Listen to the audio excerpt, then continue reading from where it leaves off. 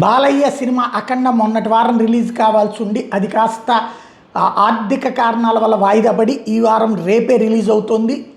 రేపు నైట్కి premiere show, ఎల్లుండికి మెయిన్ షో రన్ అవబోతున్నటువంటి వేళ నిన్ననే రోషన్ కనకాల కథానాయకుడిగా రూపొందించినటువంటి తాజా చిత్రం మోగ్లీ 2025కి సంబంధించి డిసెంబర్ 12 విడుదల కావాల్సి ఉంటే ఆ సినిమా అనుకున్న సమయానికి విడుదల కాలేకపోవడం పట్ల director Sandeep Raj social media వేదికగా ఆవేదన వ్యక్తం చేయడం, దాని మీద పాజిటివ్గా స్పందించిన వాళ్ళు సాయి ధరమ్ తేజ్ లాంటి వాళ్ళు చూస్తే అదే సందర్భంలో వ్యతిరేకంగా చాలా పెద్ద ఎత్తున ట్వీట్ చేస్తున్నటువంటి వేళ నేను ఒక విషయం చెప్పాలనుకుంటున్నాను. నేను సానుభూతి కోసం అట్లా మాట్లాడలేదు.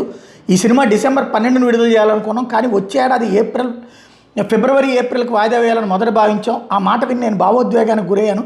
ఆ ఎమోషన్లో పోస్ట్ పెట్టాను. క్రిస్మస్ సంక్రాంతికి భారీ విడుదల ఉన్నందున డిసెంబర్ 13 దీన్ని విడుదల చేయాలని నిర్ణయించాం.